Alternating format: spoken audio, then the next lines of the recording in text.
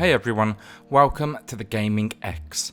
Today we'll be taking a look at our review for the aquatic adventure of The Last Human on the PlayStation 4 and Xbox One. For those that may not know too much about this title, this is a Metroid-inspired side-scrolling shooter where you take on the role of the last human on Earth. Opening the game, you'll find yourself flying into a wormhole out to save the planet. Returning thousands of years later, you discover an unrecognisable home where water has covered the planet and no human inhabitants remain. Your mission is to discover what happened as you pilot your submarine through an adventure of exploration. Additionally, this game very clearly attempts to tackle the topic of climate change, and while it can be heavy-handed at times, I do commend the effort. Unfortunately, regarding storyline, that's pretty much everything the game gives you. If you do decide to pick this one up, check out the synopsis on the store page. For some reason, the story is more developed here. Now before we jump in, if you do like what you see today, then hit like, it really helps these videos, and even consider hitting subscribe. We will have new reviews and news for you every Monday, Thursday and Saturday, covering the PlayStation 4, Xbox One and Nintendo Switch. Now with that being said, let's take a look if the aquatic adventure of The Last Human is worth adding to your collection.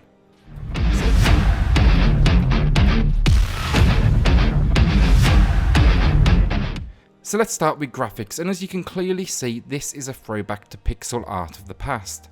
For those that don't know, I'm a collector of retro video games, so the style here made me feel immediately at home.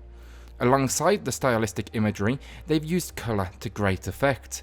As you navigate the map, colour changes will wash across your screen, and it really helps to make each new environment unique.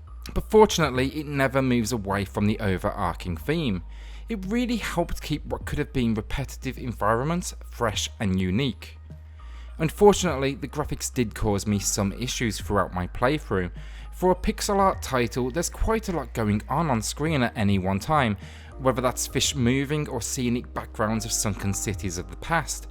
Due to the dedication to this artistic style, however, I often found it difficult to distinguish enemies and obstacles in my path. A great example would be the underwater bombs, which you will come across frequently. Not noticing them in my path, I would collide with them, resulting in instant death.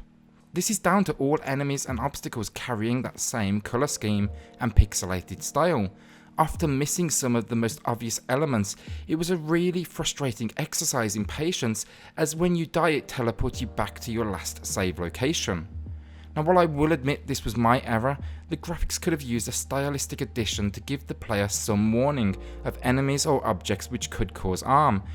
It did feel cheap at times during my playthrough of the title. Overall, this is a great looking game where I did find these few minor issues, but I was able to eventually adapt to them. So let's talk about gameplay and the performance of this title.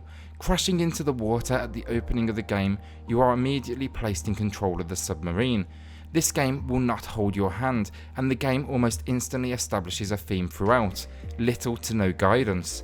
Now I will say here, this is common within the Metroidvania genre, so it does come as no surprise. Controlling the movement of the submarine generally felt great, but I do wish they had included more customization, as I unfortunately faced issues. First, the movement.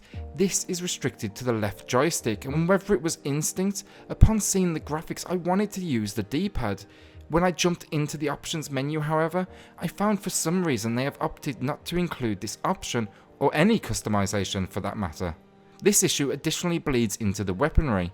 Opening the game, you will have a basic harpoon attack, but as you progress, upgrades become available to new and better inclusions. These will eventually surround your vessel, some shooting only from below and others from the top. It's a game aspect I actually really enjoyed throughout, urging you to use tactics and positioning in all encounters. This, however, is met with another customization issue, and that is the speed of the controls. Now typically we are used to aim functionality being too slow, but here it's the rare occasion where it's just too fast. The aiming was simply frustrating throughout. There seemed to be no sweet spot at all as you were aiming reticle speeds across the screen. It made micro changes nearly impossible. Though I did adapt to moving instead my ship than my aim for those micro adjustments, it's just not ideal in an underwater world where instant death is frequent. Continuing on the Metroidvania theme of little to no guidance is the map, and I believe they have taken the idea here simply too far. The map is a small section in the top right corner where you will find a white outline of each area. Now I do appreciate this is designed to be exploration, so they don't want to give anything away, but a full map would have been appreciated in a game which requires you to frequently backtrack. Where the game really succeeds is the boss battles, and these guys are frequently huge, filling the screen. The design of each of the bosses here is exceptional, and while a few did push my anger levels to a maximum, I was able to survive the playthrough without throwing my controller. Do be aware, however, this title is trial and error throughout, as you learn the movement patterns and attack types of these frequently gigantic beasts. It's absolutely unforgiving. Finally, I just want to touch on the game's functionality, and one issue in particular. This was actually the loading screens between sections. As with any game, it fades to black as it loads into that next section.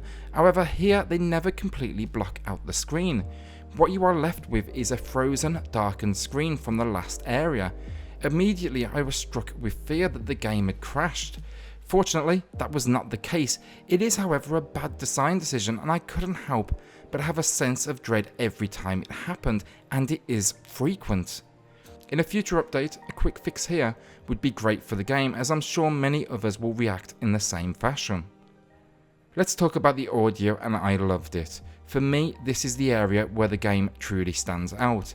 It channels its retro inspiration alongside a modernised electronic soundtrack to great effect.